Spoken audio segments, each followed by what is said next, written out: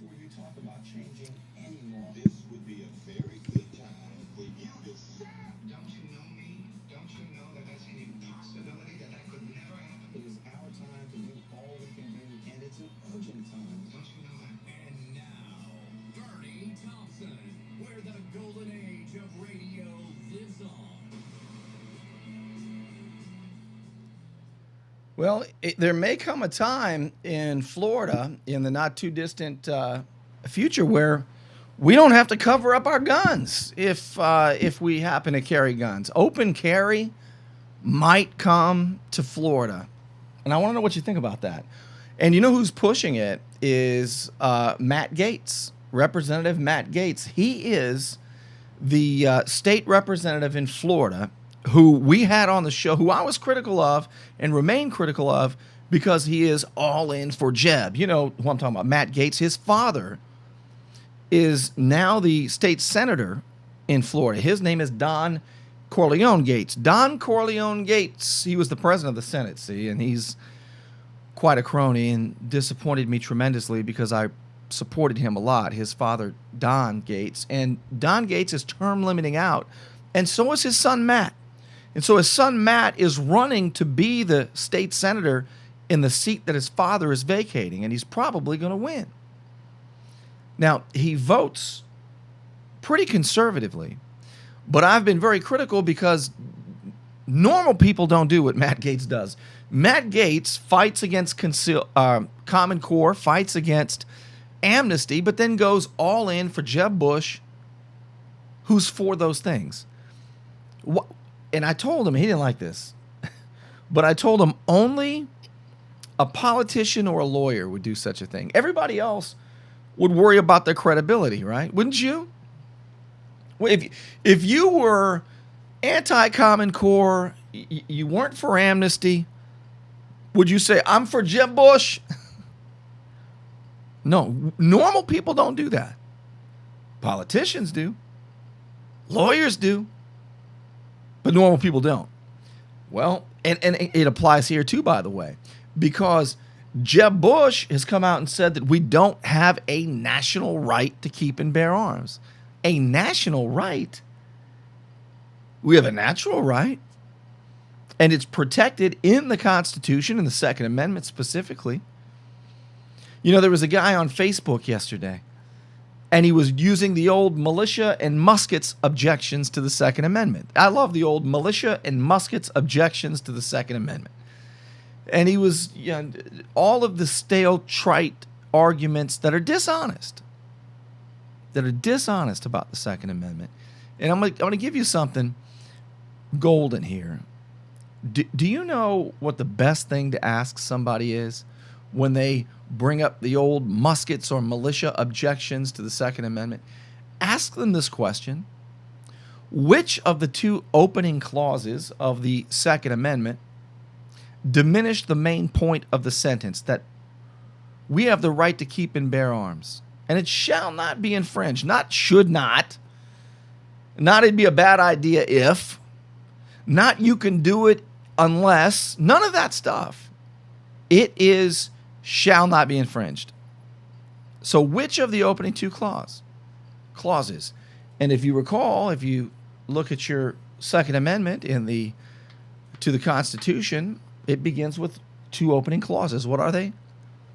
A well-regulated militia, comma, being necessary to the security of a free state.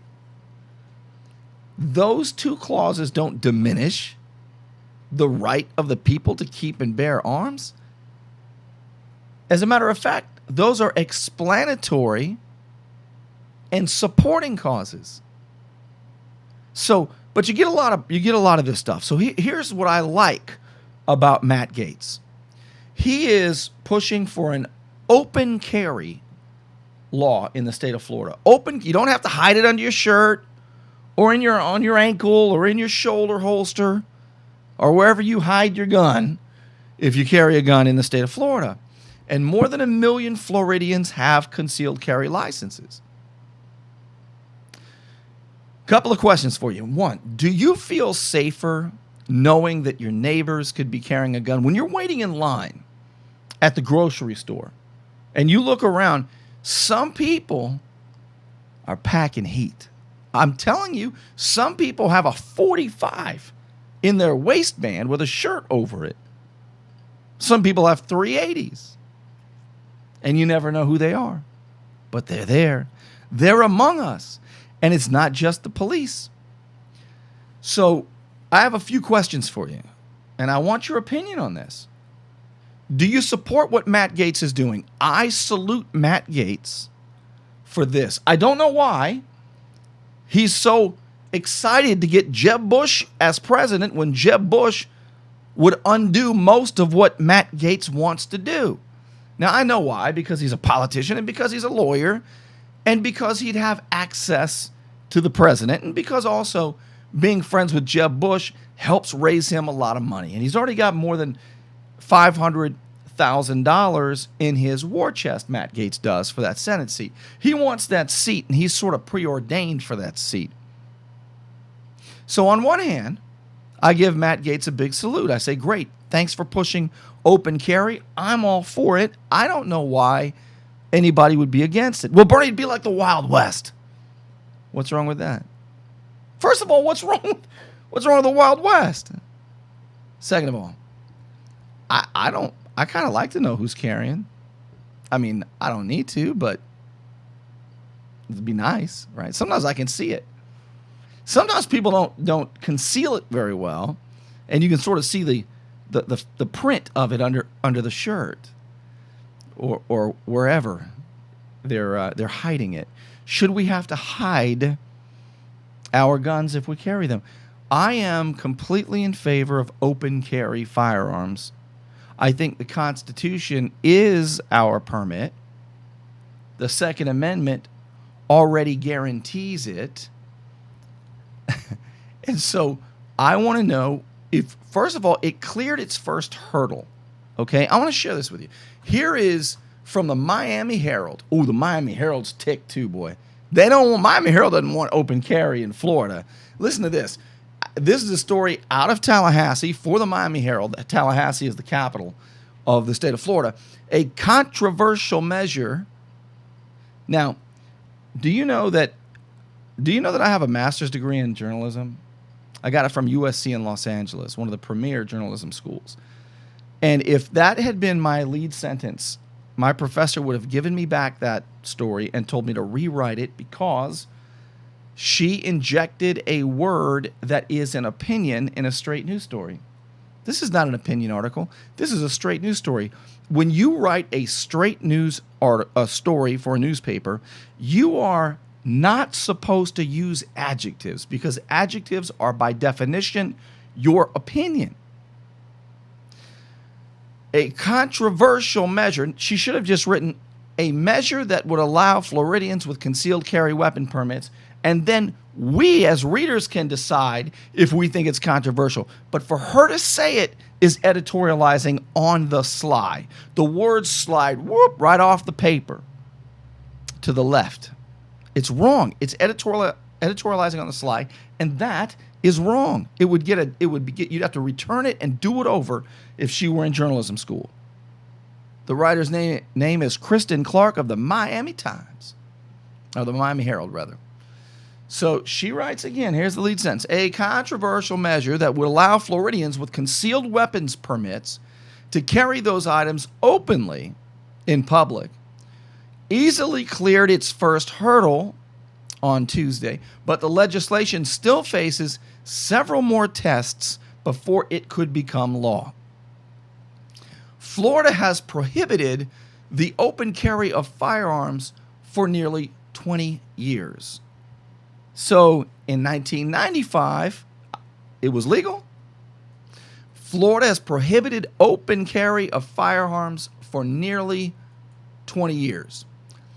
And efforts in recent years by gun rights lobbyists, is how she describes it, to change that status quo have not been successful. The latest attempt by Representative Matt Gaetz, Republican out of Fort Walton, got off to a promising start when the House Criminal Justice Subcommittee passed HB 163. If you want to look it up, it is House Bill HB 163 by an 8-4 vote, despite resistance from critics, she writes.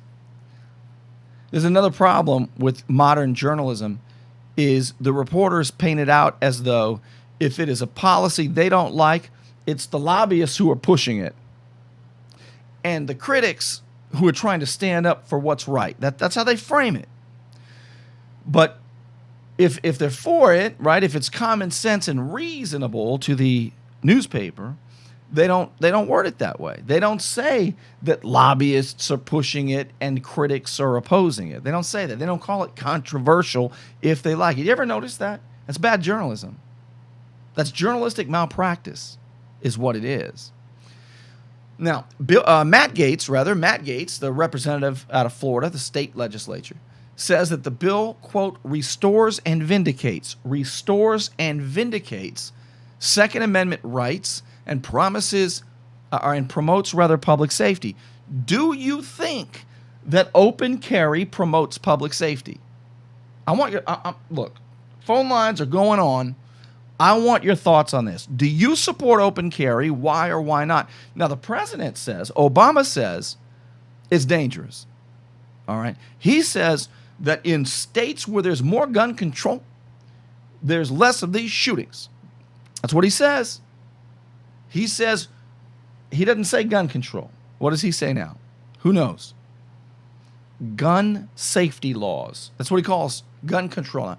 Gun safety laws. And I think it's up to you and me to make sure that we point out that Obama's gun safety laws or measures, if he uses his pen and his phone, then those are actually gun control measures that are illegal and violate the U.S. Constitution, which is the supreme law of the land, and any act coming out of Congress or any presidential edict coming out of Congress that violates the Constitution, which is the supreme law of the land, well, then it is an invalid act and it carries no weight. And the states can say, we're not interested in doing that. No, Burnie, where'd you get that? Oh, just Article 6 of the Constitution itself, which created the president, the Congress, and the Supreme Court. You may want to take a good look at the supremacy clause in Article 6.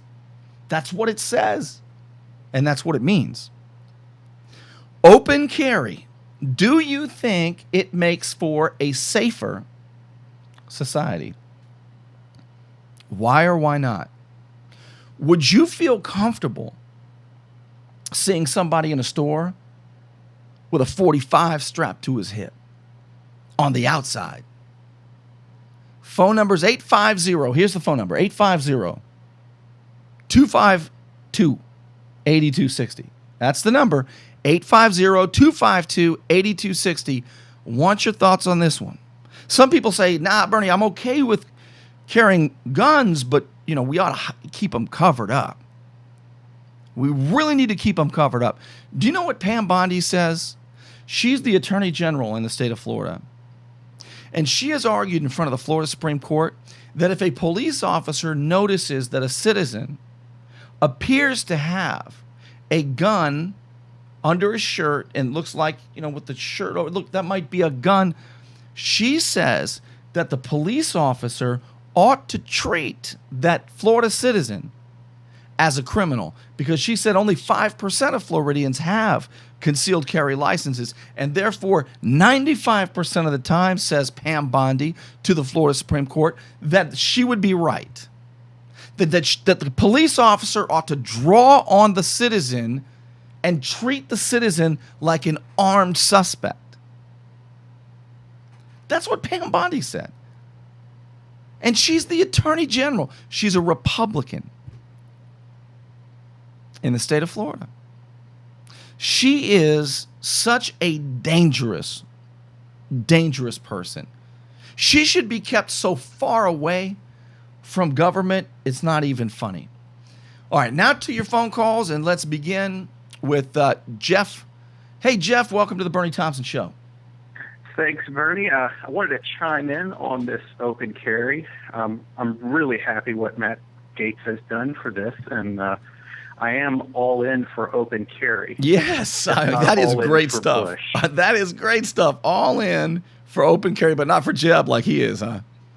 Yeah, I think it's a very valuable thing to have. I don't think I would ever open carry. It's just not something I'm interested in doing. But my interest doesn't mean that should or shouldn't be a right for someone else. If my neighbor wants to open carry, I have no problem with it. And honestly, every guest into my home is welcome to carry a firearm. Most of my friends carry them, all day long, and I know that they have them when they come into my home. I don't have a problem with it.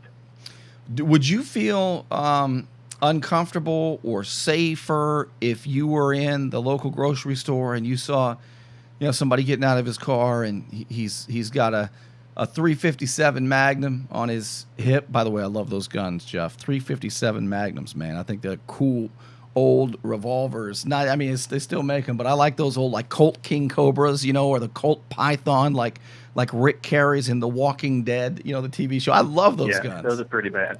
So if a guy walks in with that, Jeff, are you going to feel safer or less safe? Personally, I don't think it would affect me one way or the other. I already know that many of the patrons inside any restaurant or grocery store are going to be armed. I'm armed. But seeing it, some people, I think it's going to make them scared. I had a neighbor like that. She wouldn't even allow her son to come play with my children if they had their Red Ryder BB guns out. Wow. I'll tell you a story, Jeff. When I was in the Air Force, it was about 2004, maybe 2005, perhaps. But my girls were very young. My girls were, say, 2 and 3 years old. And we went to a birthday party for other kids. And the parents of that kid were giving away little goodie bags when the other kids left. And within the goodie bags, they had put these little orange squirt guns, right? And some of the other parents said, "We don't want an orange. We don't let our kids play with guns." And I thought, they got guns? And then I realized they were talking about the orange squirt guns, Jeff. And so I said, "I'll take them." So I collected the extra orange squirt guns, and I brought my girls home, and I said, "Here, ladies, you're the cop and you're the robber. Chase each other around and say bang, bang." And so they run around the front room, and I'm laughing, and I go walk around the corner. And do you know what my little girls did? They took those little squirt guns, and they put them in their pots and pans on their toy stove, and they were cooking the guns. I couldn't even get my girls to play cops and robbers, Jeff. That's just precious. I think girls and boys are just a little different growing up. They are. Hey, listen, I appreciate the call. Thank you very much. You're welcome. All right, phone lines are open, and the number is 850-252-8260. Now, listen to this. I love what Jeff just did with that, right? Because I've been critical of Matt Gaetz for being all in for Jeb. Why would he do that? It makes no sense. It makes no sense why he would want to cancel himself out and all of his efforts. So Jeff says he's all in, not for Jeb, but Jeff says he's all in for open carry.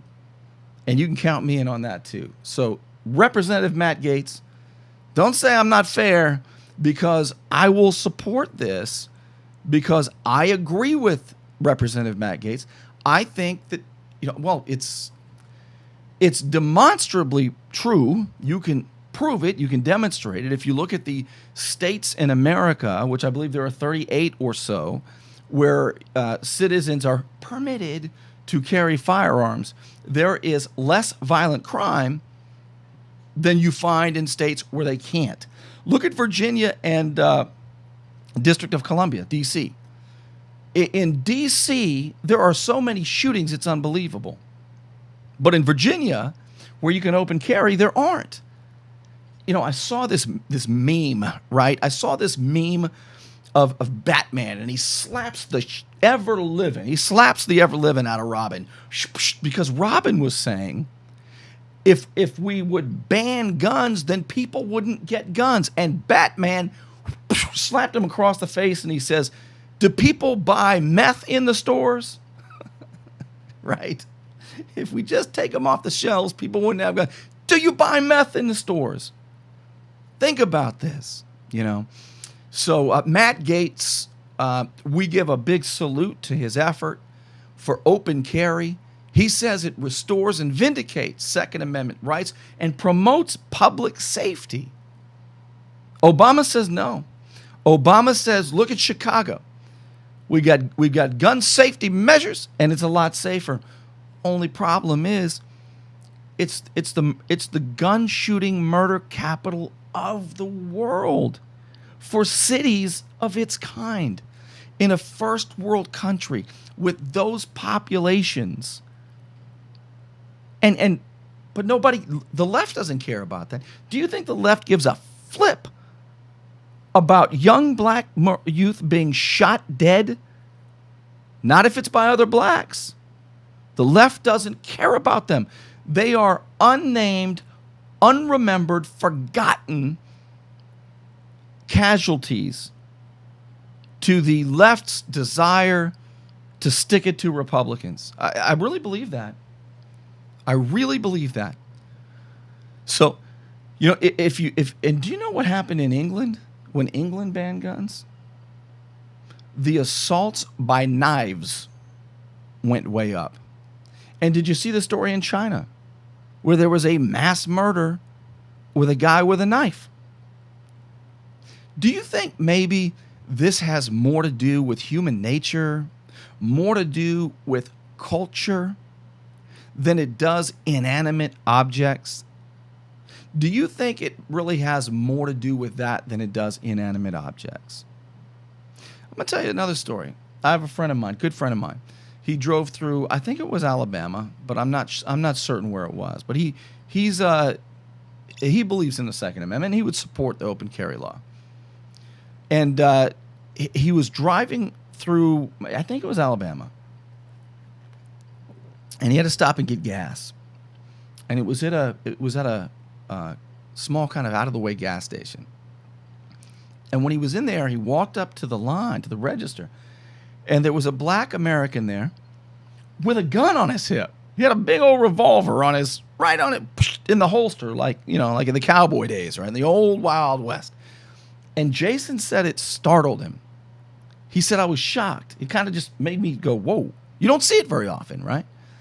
I will admit that if I were to walk into a Waffle House or something, and I saw somebody wearing, just a regular guy wearing a gun on his hip, it would be different because I don't see it. And so Jason said he walked in, he saw that, and when the black American bought the gas and walked out, he said to the clerk, he goes, whoa, did you see that guy was carrying a gun? And the clerk said, yeah, that's so-and-so. They knew him. He lived nearby. That's so-and-so. I love when he comes in here. When he comes in here, said the clerk, I feel safer because I know that he's armed and he's a great man.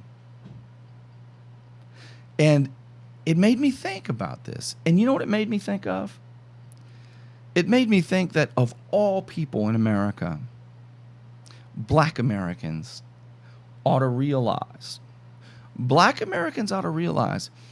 a truly free man can keep and bear arms, and that only a man who is unfree is told by his government that he may not do that.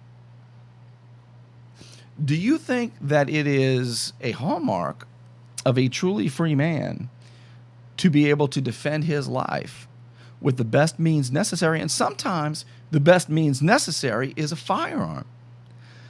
That is a testament to the goodness of the United States of America. That is a testament to how much citizens can empower ourselves and our communities and neighborhoods. But when the government says, and gun control laws incidentally began as a racist attempt to disarm black Americans, it was a way to keep guns out of their hands because there was fear of the newly freed black Americans. And it is ironic and sad that now we have black politicians, by and large, vast majorities, trying their best to disarm black Americans who are disproportionately in neighborhoods that are less safe and more crime-ridden. And so when Matt Gaetz says that the open carry bill in Florida that he is pushing and got over its first hurdle recently, that it restores and vindicates Second Amendment rights, promotes public safety. I say I agree. And some people won't. And on Facebook last night, there was a guy who was making every silly argument against it. He was calling for gun safety measures. There ought to be a law. To which I ask, what act do you think Congress has the authority to pass that can violate, flout, and contradict the Constitution, the supreme law of the land? You know why he thinks that? Because he doesn't know the supremacy clause in the Sixth Amendment, Article 6. He doesn't know. And most Americans don't know, especially if you have gotten out of school in the last 30, 35 years, which includes me. Oh, my goodness. Do you know it's been more than 30 years since I've been in high school? That's a painful thought, isn't it? It's been a while. Let's put it that way. And I don't think schools have gotten better. You dump a whole bunch of money in schools. I don't think they've gotten any. Do you think they've gotten better? I don't think they've gotten better. Here's the rest of the story. States and the District of Columbia prohibit openly carry weapons. Some of those states include Florida, California, Illinois, New York, and South Carolina. No, I did not use stone tablets. What I did use an old typewriter, I did use those. That's how I learned how to type. Now, vehement opponents, writes the Miami Herald, vehement opponents said an open carry law in Florida would instill fear rather than calm. Who thinks that open carry would instill more fear than calm? Phone number is 850-252-8260, and I'd like to hear your thoughts on this in general. 850-252-8260. Here's what somebody said, a retiree and mother of 2 teenagers in Orlando. When I'm out at Starbucks, which way do you think this is going to go? Right? When I'm out at Starbucks, it's the other day I had a Starbucks coffee in here. I did. I had a Starbucks coffee right in here. And she says, and there's a cop there with his gun. It's intimidating and it is scary. That's what she said. If there's a cop there and she can see his firearm, she is scared and intimidated. Okay? I do not walk around. I do not want to walk around. And when I walk my dogs and know that somebody's carrying a gun out there, she doesn't want to know. Yeah, I don't want my kids raised in a world where we're being less civilized. She associates carrying a gun with being less civilized. Why would she do that? I'll tell you another story. I know somebody who taught preschool kids right at the beginning of the Gulf War in the early 1990s. Okay, I know somebody who taught preschool kids, right? And there was a picture in the newspaper of a soldier, and the soldier was carrying a gun. That's back when soldiers could carry guns. And this kid says, a little 5-year-old says, "There's a bad guy." And the teacher said, "Where?" And she was looking for somebody over his shoulder. Well, where's the bad guy? It was an American soldier. And the kid said, "He's got a gun." And it occurred to the teacher that this kid's parents said that bad guys have guns. People who are less civilized have guns. Is that something? I mean, isn't that really something? That's right. Some of us are more intimidated by the uncivilized criminals. Let me tell you another story. I actually think empowering ourselves, I view it as an equalizer for women especially, but my mom works as a custodian in Northern California, okay? And she's 66 years old. And she has to walk behind the courthouse and throw trash in a dumpster when it's nighttime.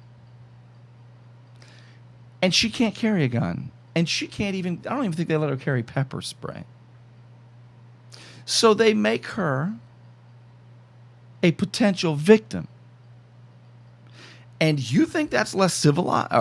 You think that it is more civilized to disarm women and make them walk in dark alleys? I don't understand that mindset, do you? I really don't understand the mindset.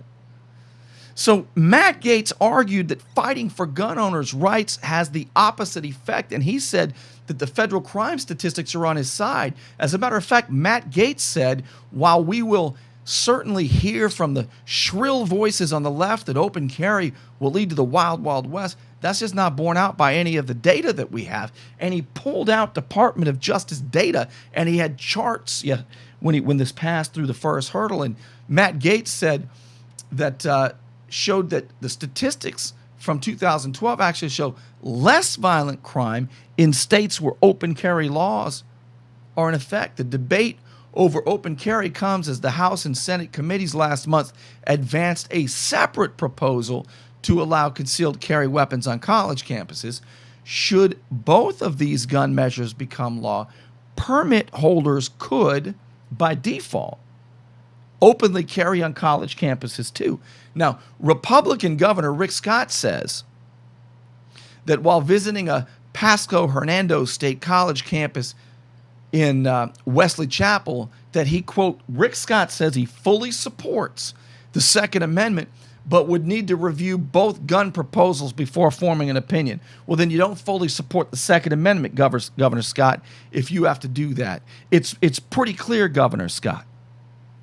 So now public opinion regarding open carry, public opinion, according to one poll, the Miami Herald is reporting, is against at least concealed guns on college campuses. Now, a statewide poll released Monday by the University of South Florida researchers, good Lord, Lordy, found that 73% of adult Floridians want to keep banning concealed weapons on college campuses. The poll did not gauge support for openly carried weapons, and Florida is one of only 5 states, along with D.C., to prohibit openly carrying firearms and other restricted weapons. We are one of only 5 states that has banned open carry of firearms? Did you know that? We have a Republican House, a Republican Senate in the state of Florida, in the state legislature, and a Republican governor. And we may not be able to get this through. I salute Matt Gaetz, Representative Matt Gaetz, on this. And I'm going to support it. I hope it goes through. I think it makes us more civilized, not less civilized. And I quite frankly don't even understand why we have to pass a law when the Constitution, the supreme law of the land, has already settled the matter. The right of the people to keep and bear arms shall not be infringed. Burnie, what about the first 2 clauses to that? What about muskets and militias? I love the old muskets and militias objections, don't you? Here's a great question as I close out this segment, a great question.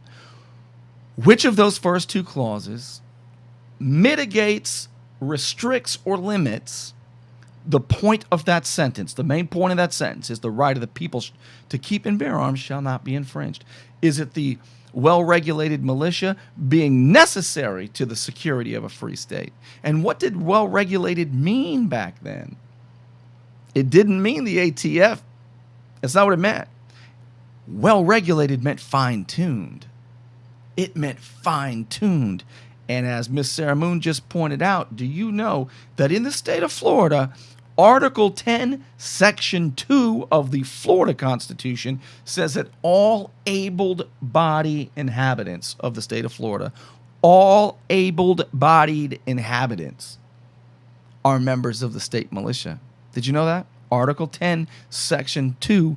Read it, dig it, and know that you, if you can get around and you live in Florida, you're a member of the militia, Jack.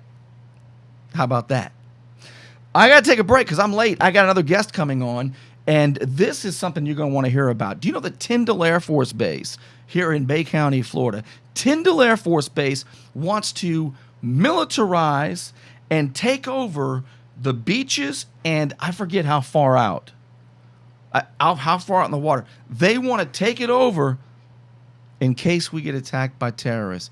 They want to patrol the waterways and issue tickets and check and search our boats because you might be a terrorist.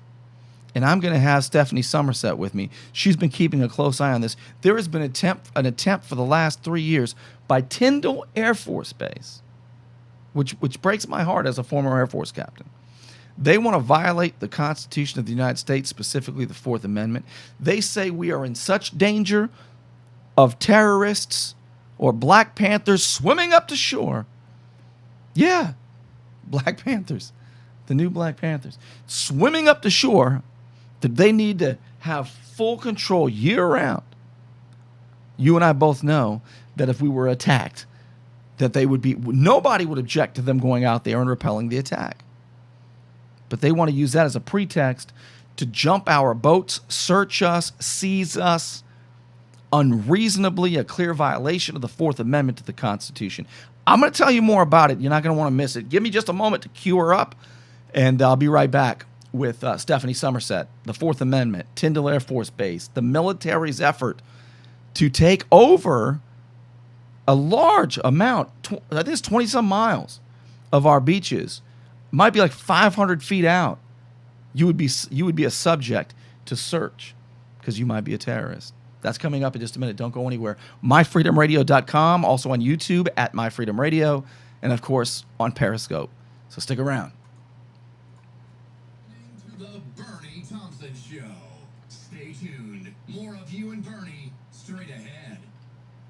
The Burnie Thompson Show is brought to you by Superior Door Works and more. For garage door problems or to build a new one, don't get stuck with a broken garage door. Call my friend Kyle, 880-6579. 880-6579.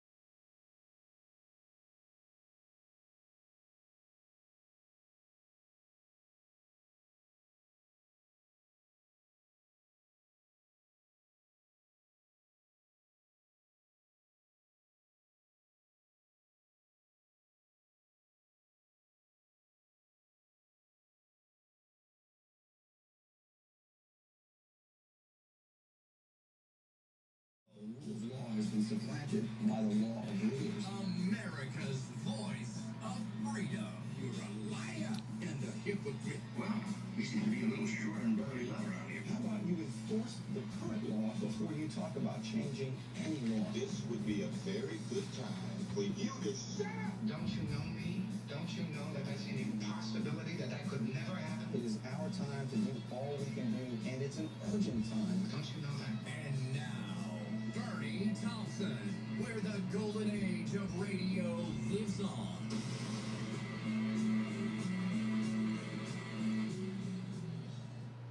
All right, I want to go straight to our guest, Stephanie Somerset, somebody I've known for a long time, since I first started really on the radio in Bay County in 2007. And I met her initially because she's got a great love and interest for the beaches, for Shell Island, for dogs.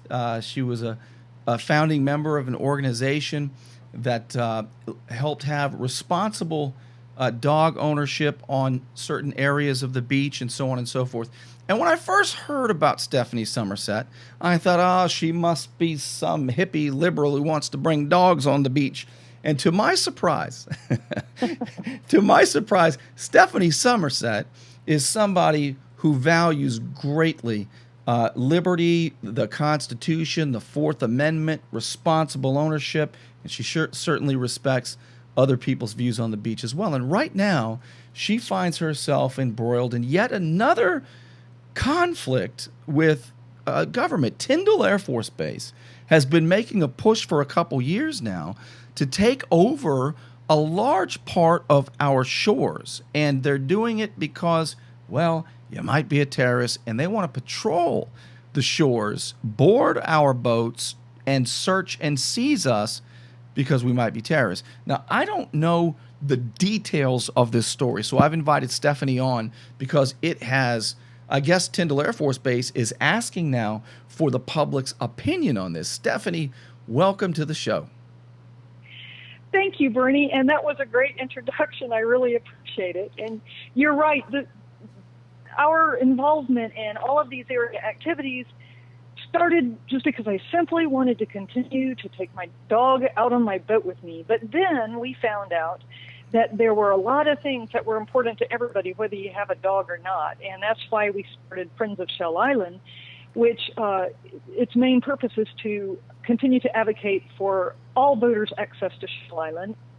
That's when one of our members made us aware over 2 years ago of a proposal Tyndall put in to put a regulation out into the waterways around all of their shoreline. So that's 129 miles worth of shoreline in Bay County, and so it was huge. And how far out into the water? We've been dealing with it. So what they want to do is they want to go 500 feet out into the water from all of their shore. So for folks in your audience who go boating and are a little familiar with the bay, that is all around from way up east of the DuPont Bridge, all the way around to Redfish Point, which is very popular at 4th of July, for example. Everybody anchors there. Then it goes around into the bay to Davis Point, where the golf course used to be, and then all the way to Land's End, and also all of the shoreline in Crooked Island Sound, too. We've calculated that's about 8,000 acres of the public's waterways. And they are the public's waterways because the waterways are kept in a trust by the state of Florida for use by the public.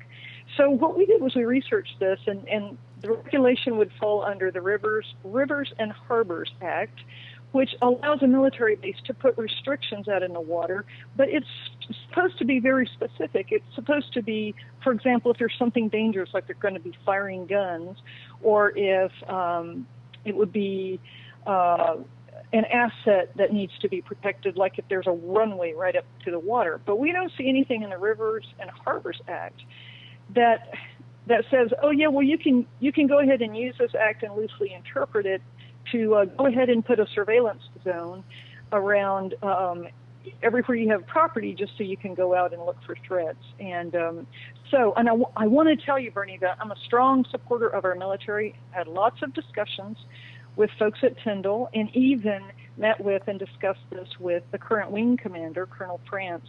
And they have been just wonderful to deal with, and they know that we philosophically disagree, and we agree to disagree on this. But I just wanted to mention that I have a lot of respect for the military. Well, I know you well enough to know that, and I am a former Air Force captain, and I got to tell you, it would have been unthinkable in 2005, 2006 for us to try to just take over 29 miles of shoreline, 500 feet out, 8,000 acres, 24/7 all the time, just so we could create a surveillance zone because you might be a terrorist. Now, if we discovered a threat, if we had to, as you say, train in that area or protect an asset coming through, we would, and everybody here would support them being able to do that.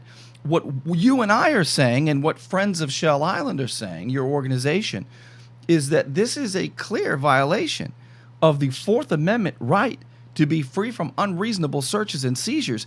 This is a federal takeover of our waterways on a pretext that it is to stop some amorphous threat.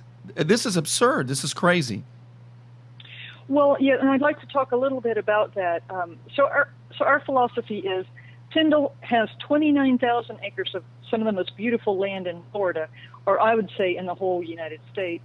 They only occupy about 6,600 acres of that land. So use your own land to protect your assets instead of taking the public's waterways is one of our first most basic points here. In other words, they have a place to train.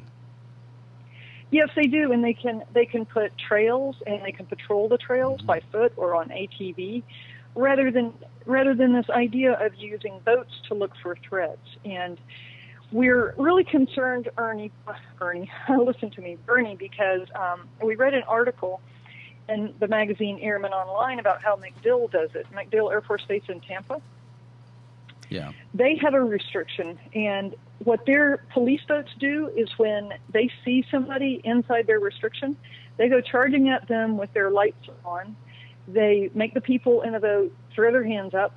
They get the people's IDs. They check them through the National Criminal Information System. They give them a ticket that's a $275 trespassing ticket, and they tell them that if we catch you back here again, it's going to be a much stiffer fine. It's going to be over $3,000. And we're concerned, even though the way this draft is written right now, it doesn't say that Tyndall will do that. It says they will only close down an area if there's a threat, and it says that their military police will not be. It doesn't say their military police won't enforce a law, and that's one of the things that we're going to ask them, is we're going to say, you need to be very specific. What are you going to do to somebody if they're in this zone? Well, Stephanie, I'll tell you what you just described. Okay, can you imagine being on a boat and at MacDill Air Force Base, military police boats come charging you with lights on and military weapons, and they treat you as, and here's my problem with this, they want to extend outside the base into our waterways and our land and treat us as though we have invaded the base. I mean, that's exactly how they're treating us, as though we have invaded. They're trying to extend their perimeter of the base.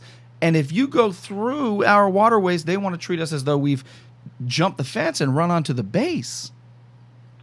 That's absolutely right, because, Bernie, if you think about it, the Posse Comitatus Act is the act that prohibits the Air Force from enforcing laws upon civilians. It prohibits any federal military from acting on civilians. Yeah, and I believe then that MacDill Air Force Base is violating that. But I bet you that there's a lawyer somewhere who has said, no, because we own out into the water, and that's how we can get away with doing this. Well, you know what I mean? Because they get this restriction put in, and then all of a sudden they tell you you're trespassing in it. Well, they're also using new Homeland Security, anti-constitutional, illegal laws where they say that 100 miles inside of a shoreline, 100 miles inside of a shoreline is a constitution-free zone, and a 100-mile perimeter of a international airport is also a constitution-free zone. That is what Homeland Security and the Patriot Act declares. It is anti-constitutional. It violates the supreme law of the land. And I don't want to see that here. And I know you, Stephanie Somerset, well enough to know that you really, really just want to go out with your friends and enjoy those are our waters. Those are our fish. You know, the song, "This land is your land, this land is my land," is much more than a song. That's America. And I wore a uniform. I'm a former Air Force captain, and we took an oath to support and defend the Constitution. And military members who are pushing this are violating the Constitution. That's how I feel about it. That's how strongly I feel about it. Well, yeah, and we send our service people into harm's way outside of the United States to defend their freedom, and yet here at home, the bureaucrats are taking freedoms away from us, and so it's rather ironic. Yeah. And again, I don't mean to disparage the folks at Tyndall who have come up with this. I think that they think that this is the right way to do it, and I just simply disagree. Well, tell me this. Tyndall Air Force Base has made an effort, I guess, to get they already know our opinion, but they've made an effort for us to give our opinion about this. Will you tell us how we can voice our opinion respectfully to Tyndall Air Force Base about this proposal? Absolutely. So you can do it a couple of ways. You can go to Tyndall's website, and they have it up on their website where it says, "We have waterway proposal," and you can make comments here. And you can click on the links and you can get to the place in the Federal Register where you can put in a comment. You can also get to that same place by going to Friends of Shell Island's website. And if you just go into an internet search screen and type in Friends of Shell Island, you should get there. And we have a paper up there that explains our position on it. And we also have the link where you can go make comments. And this is really important, Burnie. The comment period cuts off at midnight, October 14th, which is a week from today. So people need to make their comments by then. And I don't want your listeners to feel intimidated. Anybody is welcome to make a comment out there. And I think the most effective comments are going to be comments that simply ask them factually to consider this or consider that, or why do you do it this way, or why do you do it that way, rather than, emotional type things. And also, you mentioned that the act that the base is pointing to, the Rivers and Harbors Act, right, that allows military bases to regulate waterways for training exercises or to protect assets or, to protect the United States. Okay, so we've given them that. Maybe an effective question might be, why is it that you want 24/7 year-round surveillance powers when you already have the authority to act when you need to act? This absolutely doesn't make any sense at all to me. So I guess you're saying, too, that their proposal is not specific enough, right? Is that one of the points of contention that you're raising? They specifically say that they are going to put boats in the water to look for threats. To look for threats. And they say that these military police will not have the authority in a time when the security zone is not activated, which is supposed to be like almost all the time, that they do not have any powers to enforce state, local, or federal laws. However, when a security zone is enacted and they feel they have to close off areas, they are not specific enough. So what would trigger a security zone? If the base commander deems that there is a very specific threat to the base, and that would be determined from internal Department of Defense. But again, Stephanie, they already have that authority, and I know this is your point. You're making, this is what I love about you, Stephanie Somerset. You're being so fair. You are making their point as effectively, more effectively even than they could make it. But doesn't the Rivers and Harbor Act already give them that power?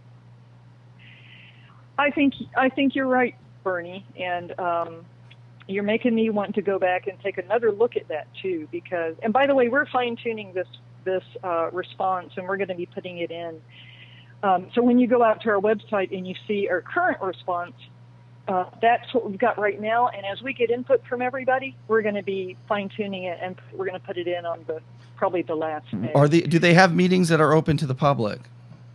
They did not have any public meetings regarding this latest proposal. But they are talking with Friends of Shell Island, a group of concerned boaters and residents that you're with. They are talking to you. Yes, they actually met with me at the News Herald offices back in June, and we had a discussion then. We've had one other meeting with them where we discussed general boating concerns, not specifically this proposal, but then they put this proposal into the Federal Register for the 30-day comment period, and it's going to be up in a week, and there have not been any other public meetings. Well, yeah. Listen, as always, Stephanie, I sure appreciate you keeping us apprised on these kinds of issues. And you say the midnight October 14 is the deadline for giving your comments or questions to Tyndall Air Force Base. And you can, if you look for the waterway proposal, Tyndall Air Force Base waterway proposal, you can go to Tyndall Air Force Base website and make your comment or question, or you can go to Friends of Shell Island and you will direct us to where we can make comments or questions. And I think it's fair for anybody watching and listening to say there's got to be more to this story. So you and I are both encouraging anybody who's interested in this, and I think we all ought to be, to ask questions, look over the actual proposal, take a look at the Rivers and Harbors Act, and take a look at what you all are saying about it. And I'm sure you are open to any questions from the public as well. I mean, if we're going to be critical of Tyndall Air Force Base, we have every right to be critical of what you all are saying too, correct? Absolutely. We would love to get input, and our paper is already out there. We'd love to get input from people, and there is a Contact Us section on our website so people can get in touch with us. And one other thing I wanted to also mention, Burnie, is that if you're a boater, you know that you are heavily policed out on the bay already. I don't know how any terrorists can get by these cats out on the water. I'll tell you. We have the FWC, and we have the U.S. Coast Guard. Panama City Beach has a patrol boat. The Panama City Fire Department has a patrol boat. Homeland the Security Sheriff's Department has a patrol boat. And Homeland Security has patrol boats. And now Tyndall wants to put more patrol boats out on the water. And we just think it's crazy. That's all. Yeah. And last question for you, Stephanie Somerset. Tell me about the news media. Have the news media been covering this? Have they been thorough? Which outlets do you think have given it the most attention? Who do you think is doing the best job?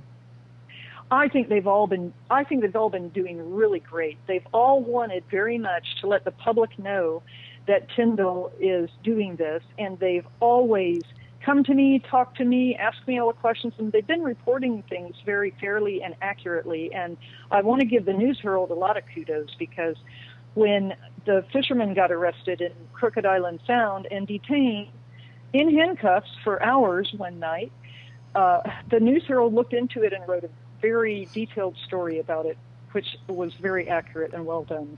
Interesting. Well, Stephanie, as always, thank you so much for being a friend of the show, a friend of Liberty, for being a great resident and community member, especially for the beaches and for Shell Island and for dog owners. It's a pleasure to know you and a pleasure to call you friend. Thanks for keeping us up to date. Thank you, Burnie. All right. I saw on Periscope, I saw that we had a comment that Tyndall Air Force Base doesn't have the personnel, doesn't have the manpower to patrol the beaches, so maybe we don't need to worry about it. I got to tell you something. That's not the point. The point is, if you give a government agency or the military authority to do something it should not be doing, they will find the manpower to do it. We can't say it doesn't matter, right? We can't say it doesn't matter, which I know you're not saying, but once we give that authority, once we allow them to take it, really, just because they don't have the manpower now doesn't mean that they won't get it once we have it. And I think that's why I think, being a former Air Force captain, this frustrates me so much, because we wouldn't have even thought of doing this at least where I was, at the 388th Fighter Wing, F-16 Wing, Hill Air Force Base, in Utah, 2005, 2004, 2003, we wouldn't have done this. We had way more respect for the community. And we used the land, and we had lots of it, the Utah Test and Training Range, which we called the UTTR, the UTR. We had plenty of it. And we wouldn't have buzzed over Salt Lake City. We wouldn't have fired blanks over American cities as they do now. I mean, it was unthinkable. And so I just want to encourage our military members, from the brass to the brand new enlisted man, to remember that we took an oath of office, and that oath was to support and defend the Constitution of the United States. And generals and colonels, this Air Force captain is respectfully asking you, sir, ma'am, general, please know what the Constitution says and understand what it means. And that's not a flippant statement. It's an important statement. If I were the king, one thing I would do is I would say nobody gets to take an oath to the Constitution if they don't know what's in the Constitution, if they don't know what it is. Too many people, voters and military members and police officers, are taking oaths to something they have no clue what it is. That doesn't make sense. All right, that's going to wrap it up for us, though. We're out of time. Look at the sand is all out of that hourglass. That hourglass that I never show you. That's what hourglass is all out of. But thank you so much for being with us on Fox 28, on YouTube Live, on My Freedom Radio, on myfreedomradio.com. Whew. And, of course, you on Periscope. And I see you there. And I appreciate your comments. And it means the world to me that you're with us. All right, I'm Burnie Thompson. Thanks for being with us, and I will see you tomorrow.